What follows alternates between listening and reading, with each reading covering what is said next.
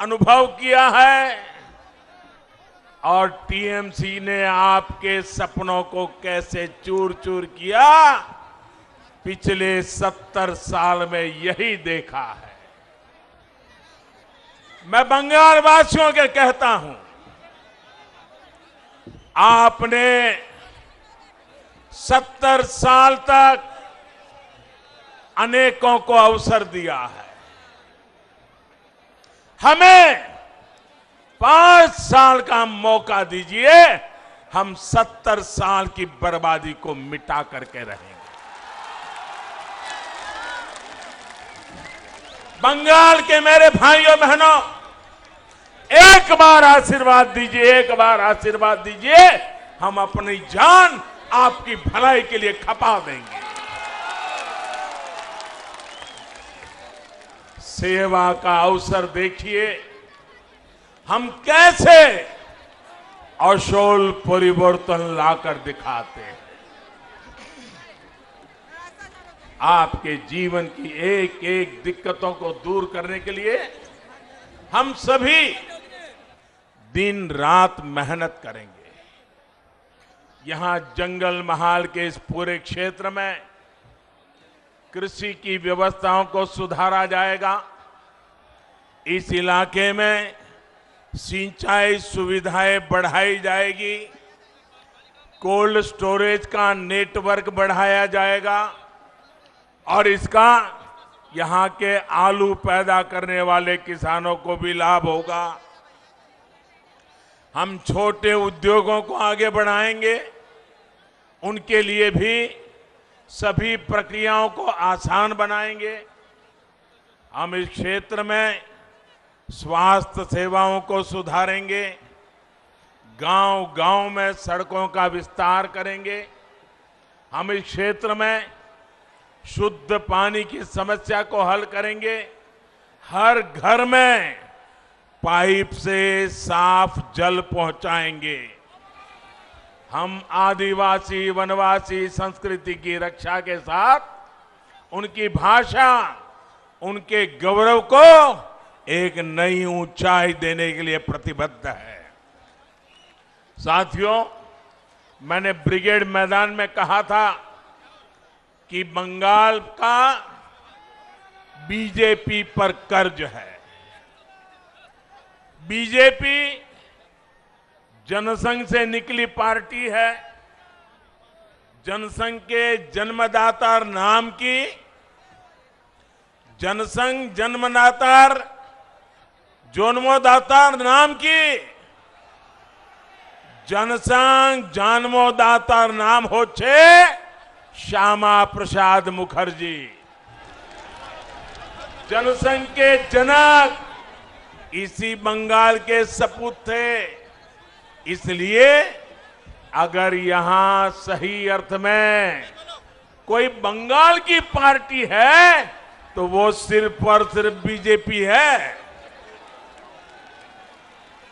BJP के DNA में आशुतोष मुखर्जी और डॉक्टर श्यामा प्रसाद मुखर्जी का आचार, विचार, व्यवहार और संस्कार है।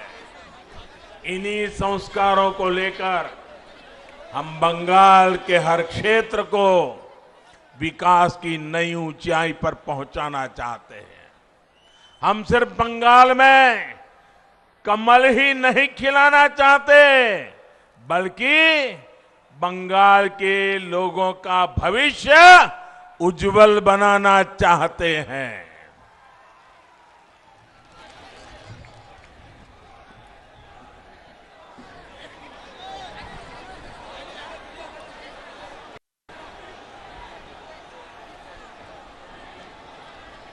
साथियों, जहां जहां राज्यों में बीजेपी सरकारें हैं, वहां केंद्र और बीजेपी की राज्य सरकार मिलकर के डबल इंजन की ताकत के साथ जनता जनार्दन की सेवा में लगे हुए हैं। आप मुझे बताइए, अगर कहीं कोई गाड़ी कोई बस कीचड़ में या गड्ढे में फंसी हो, अगर उसको बाहर निकालना हो तो सारे पैसेंजर नीचे उतर करके एक दिशा में धक्का मारते हैं कि नहीं मारते हैं? मारते हैं कि नहीं मारते हैं? लेकिन आधे पैसेंजर आगे से पीछे की धक्का मारे और आधे पैसेंजर पीछे से आगे धक्का मारे तो कीचड़ से गाड़ी निकलेगी, गड्ढे से गाड़ी निकलेगी। सबको एक ही दिशा में करना होगा ना। बंगाल में भी दिल्ली की ताकत और बंगाल की ताकत, दोनों इंजन एक दिशा में लगेंगे तब जाकर के बंगाल ये बर्बादी से बाहर निकलेगा। हम सबका साथ, सबका विकास और सबका विश्वास के मंत्र के साथ काम कर रहे हैं। लेकिन यहां पश्चिम बंगाल में दीदी, ये दीदी विकास की हर योजना के सामने दीवार बन करके खड़ी हो गई है। आपने दीदी पे भरोसा किया, लेकिन दीदी ने आपको दुर्नीति दी, आपके साथ विश्वासघात किया। किया कि नहीं किया? विश्वासघात किया कि नहीं किया? आपके सपनों को चूर चूर कर दिया कि नहीं कर दिया? 10 साल में बंगाल को बर्बाद किया कि नहीं किया? और अब देखो, आज दीदी 10 औंगीकौर की बात कर रही है। 10 औंगीकौर। अरे दीदी,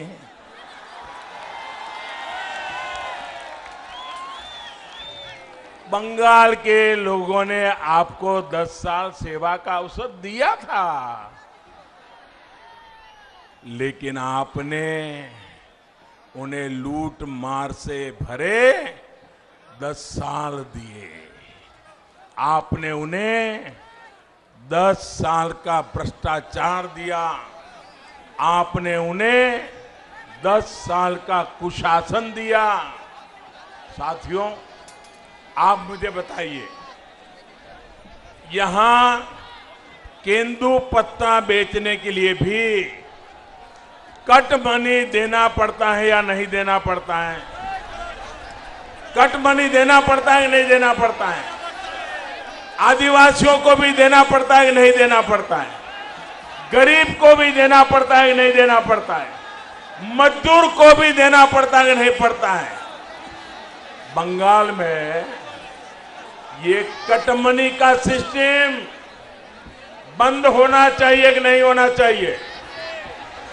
ये बर्बादी जानी चाहिए कि नहीं जानी चाहिए? साथियों, आप में से कुछ लोगों को शायद पता होगा, कल रात को 50-55 मिनट के लिए व्हाट्सएप डाउन हो गया, फेसबुक डाउन हो गया, इंस्टाग्राम डाउन हो गया। लोग अधीर हो गए, चिंता में पड़ गए, सबके मन में सवाल खड़े हो गए। 50-55 मिनट के लिए हुआ था, लेकिन सबको हो रहा था क्या हो गया। लेकिन भाइयों बहनों, दुनिया में तो 50-55 मिनट ये सोशल मीडिया की कुछ चीजें डाउन हो गई। यहां बंगाल में तो 50-55 साल से विकास ही डाउन हो गया है, विश्वास ही डाउन हो गया है, सपने ही डाउन हो गए हैं, संकल्प भी डाउन हो गए हैं। मैं आपकी अधीरता समझ सकता हूं।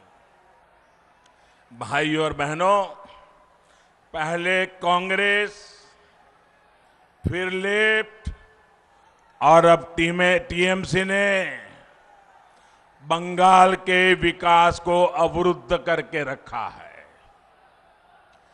दीदी का भी ट्रैक रिकॉर्ड दलित, आदिवासी, पिछड़ों का हक छीनना, दलितों का हक छीन लेना, आदिवासियों का हक छीन लेना, पिछड़ों का हक छीन लेना, गरीबों का हक छीन लेना और वोट बैंक की राजनीति के लिए तुष्टीकरण करते रहना, यही इनका खेल चला है। दीदी ने बंगाल के युवाओं के, यहां की युवा पीढ़ी के बहुत कीमती 10 साल छीन लिए हैं। दीदीर पार्टी होच्छे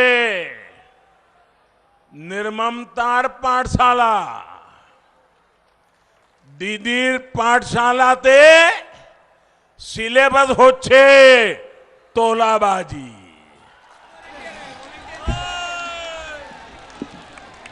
दीदीर पाठशालाते सिलेबस होच्छे कटमनी। दीदीर पाठशालाते सिलेबस होच्छे सिंडिकेट। दीदीर पाठशालात उत्पीड़ने ट्रेनिंग देवा होय, आराजो को तो ट्रेनिंग देवा होय।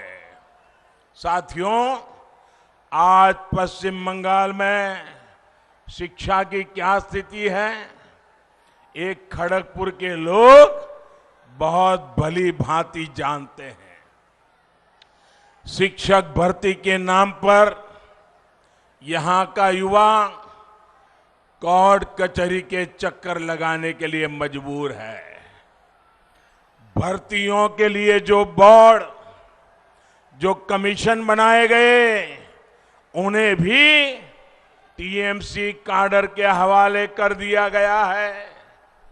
बहनों और भाइयों, शिक्षा को लेकर दीदी और उनकी पार्टी की सोच का एक और उदाहरण आज मैं आपको देता हूं।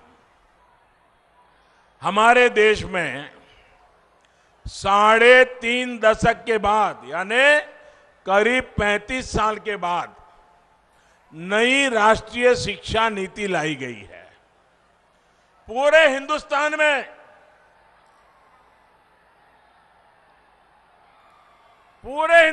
में ये नई राष्ट्रीय शिक्षा नीति की तारीफ हो रही है और इसका मकसद है 21वीं सदी की जरूरतों के अनुसार शिक्षा में बदलाव हो।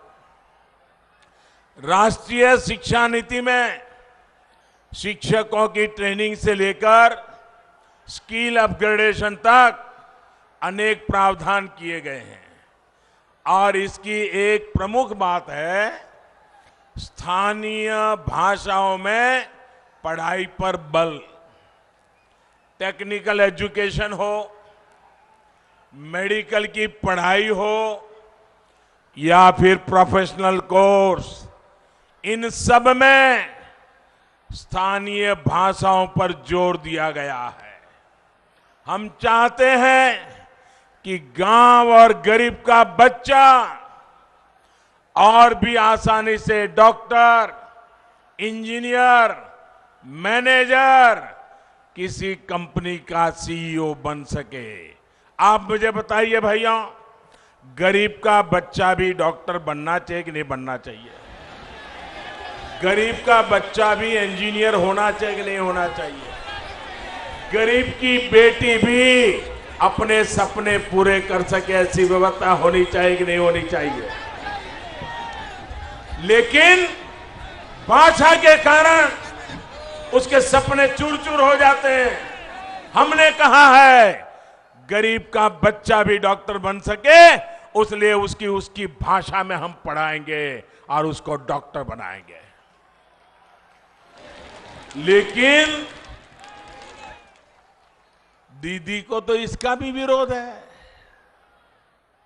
दीदी की सरकार नई राष्ट्रीय शिक्षा नीति को लागू करने में मना कर रही है, आना कर रही है। दीदी को पश्चिम बंगाल के लाखों युवाओं के भविष्य की, उनके कैरियर की कोई चिंता नहीं है। मैं बंगाल के नौजवानों को भरोसा देता हूं, मैं बंगाल की माताओं बहनों को भरोसा देता हूं, मैं बंगाल के दलितों को, बंगाल के आदिवासियों को, बंगाल के पिछड़े लोगों को, बंगाल के गरीब लोगों को आश्वासन देना चाहता हूं। अब दीदी को बंगाल के युवाओं के भविष्य के साथ नहीं खेलने दिया जाएगा। वो कहती रहे खेला होवे,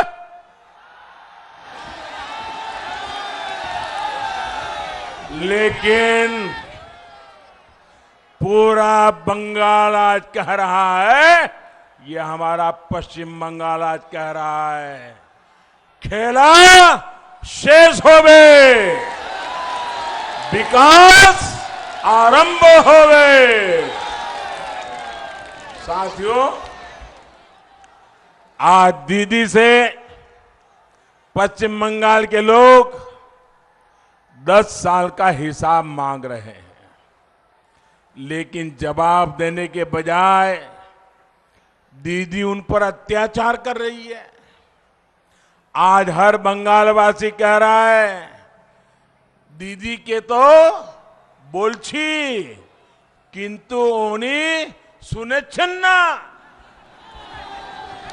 अम्फान चक्रवात का हिसाब मांगो तो दीदी को गुस्सा, राशन के चावल की चोरी का जवाब मांगो तो जेल में डाल देती है, कोयला घोटाले पर जवाब मांगो तो पुलिस से डंडे मरवाती है, चाकरी पर जवाब मांगो तो घर जला दिया जाता है। साथियों, आज बंगाल का गरीब पूछ रहा है कि उसको आयुष्मान भारत के तहत मुफ्त इलाज की सुविधा का लाभ क्यों नहीं मिलता। आज बंगाल का किसान पूछ रहा है, उसको किसान सम्मान निधि के हजारों रुपए क्यों नहीं मिले। शहरों में रेहड़ी ठेला चलाने वाले गरीब पूछ रहा है कि उनको पीएम स्वनिधि के तहत आर्थिक मदद सही से क्यों नहीं मिली।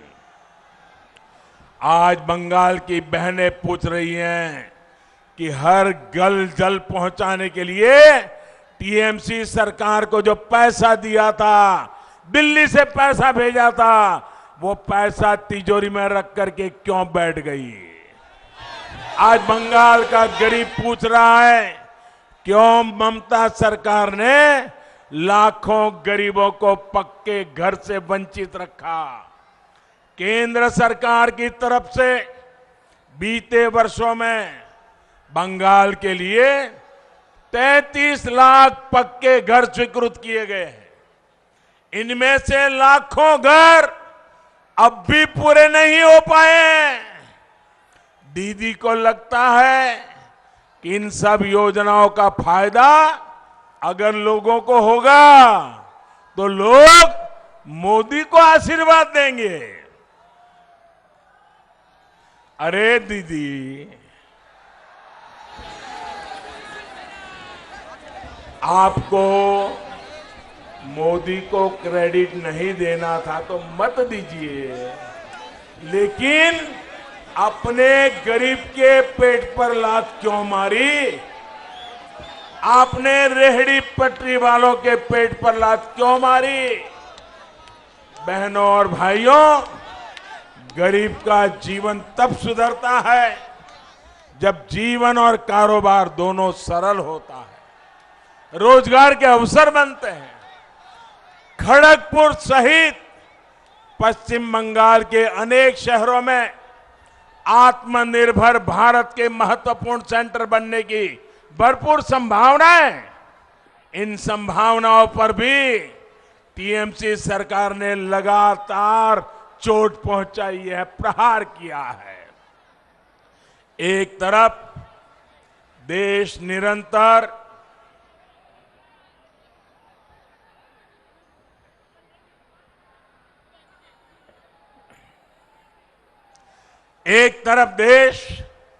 निरंतर सिंगल विंडो सिस्टम की तरफ बढ़ रहा है। सरकार के अंदर सिंगल विंडो सिस्टम इसलिए ताकि कारोबारी को, उद्यमी को यहां वहां भटकना न पड़े। लेकिन पश्चिम बंगाल में एक अलग तरह का ही सिंगल विंडो सिस्टम बना दिया गया है। यहां एक अलग प्रकार का सिंगल विंडो है। बंगाल वालों को पता है, देशवासियों को अभी पता नहीं है इसका। ये सिंगल विंडो क्या है? बंगाल में सिंगल विंडो है वाइपो विंडो। बंगाल में कौन सा सिंगल विंडो है? बंगाल में कौन सा सिंगल विंडो है? वाइपो विंडो। बंगाल में कौन सा सिंगल विंडो है? पश्चिम बंगाल में इस विंडो से गुजरे बिना कुछ नहीं हो सकता। पिछले 10 साल में तृणमूल सरकार ने हर वो काम किया जो यहां रोजगार और स्वरोजगार के अवसरों को खत्म करने वाला था, रोकने वाला था। तृणमूल के वसूली गिरोहों, सिंडिकेट के कारण अनेक पुराने उद्योग बंद हो गए। यहां सिर्फ एक ही उद्योग चलने दिया गया है। कौन सा उद्योग? माफिया उद्योग। कौन सा उद्योग? कौन सा उद्योग? माफिया उद्योग। सुवर्ण रेखा नदी पर और कसवती नदी में अवैध खनन के तार कहां से जुड़े हैं, ये यहां का बच्चा बच्चा जानता है। बंगाल में बीजेपी सरकार आने के बाद इन सभी पर सख्त कार्रवाई होगी। कानून का राज स्थापित किया जाएगा। साथियों, बाबा साहब आंबेडकर के बनाए संविधान ने प्रत्येक भारतीय को वोट की आजादी दी है। बाबा साहब आंबेडकर ने हम सभी देशवासियों को ये अनमोल ताकत दी है। लेकिन बंगाल में ममता दीदी वोट करने की आपकी ताकत को छीनती रही है, लूटती रही है। 2018 में पंचायत चुनाव में जिस तरह दीदी ने आपके अधिकारों को कुचला, वो दुनिया ने देखा है। जिन लोगों को संविधान ने के आपके इस अधिकार की रक्षा की जिम्मेदारी दी है, वही लोग बंगाल में लोकतंत्र के लिए खतरा बने हुए हैं। लेकिन मैं बंगाल के लोगों को आश्वस्त करता हूं कि अब दीदी को लोकतंत्र को कुचलने नहीं दिया जाएगा। पुलिस और प्रशासन को भी याद रखना चाहिए कि संविधान और लोकतंत्र की मर्यादाओं से बड़ा कुछ नहीं होता है। আগের নির্বাচনগুলিতে টিএমসি যা করত এবার হবে না। আপনারা আশ্বস্ত থাকুন, সবাই এক সঙ্গে রক্ষে দাঁড়ান, নির্ভয়ে ভোট দেন। পশ্চিম বাংলার এতিত ফিরিয়ে আনার জন্য আমরা बद्ध परिकार। साथियों, पश्चिम बंगाल को अब पढ़ाई, कमाई, दवाई, सिंचाई और सुनवाई सुनिश्चित करने वाली सरकार चाहिए। भाजपा की डबल इंजन सरकार चाहिए। केंद्र सरकार के प्रयास पूरी तरह से तभी जमीन पर उतर पाएंगे जब यहां भी भाजपा की सरकार बनेगी। डबल इंजन की सरकार यहां ज्यादा रोजगार, ज्यादा उद्योगों के निर्माण के अवसर बनाएगी। इस वर्ष के केंद्र सरकार के बजट में मेदिनीपुर के लिए एक बहुत बड़ा प्रावधान किया गया है। पेटवा घाट का जो फिशिंग हार्बर है उसको आर्थिक गतिविधियों का हब बनाने के लिए पहल की गई है। डबल इंजन की सरकार में यहां का इंफ्रास्ट्रक्चर आधुनिक होगा, कोल्ड चेन की व्यवस्था सुधरेगी, मछलियों की एक्सपोर्ट वैल्यू बढ़ाने के लिए हर काम किया जाएगा। इससे यहां मछली पकड़ने और इसके व्यापार से जुड़े लोगों, सभी साथियों को बहुत लाभ होगा। साथियों, ये चुनाव सिर्फ विधायक, सिर्फ मंत्री, सिर्फ मुख्यमंत्री को बदलने का ही नहीं है, सिर्फ परिवर्तन का नहीं है, बल्कि सोनार बांग्ला के निर्माण का संकल्प है। हर बूथ पर भारी संख्या में भाजपा के लिए मतदान हो, ये संकल्प लेकर के हमें यहां से निकलना है। इस बार जोर से छाप, कमल छाप, जोर से छाप, जोर से छाप, जोर से छाप। इस बार भय नहीं, इस बार भय नहीं, सिर्फ जय, सिर्फ जय। पश्चिम बांग्लार मानुषेर जय। कमल छाप पर पड़ा एक एक वोट डबल इंजन सरकार के लिए होगा, सोनार बांग्ला के निर्माण के लिए होगा। इसी विश्वास के साथ आप इतनी बड़ी तादाद में आशीर्वाद देने के लिए आए। मैं हेलीकॉप्टर से यहां आया, पूरे रास्ते पर लोग आशीर्वाद दे रहे थे। मैं आपका बहुत बहुत आभारी हूं और मैं आपके सपने पूरे करके रहूंगा। मेरे साथ बोलिए भारत माता की।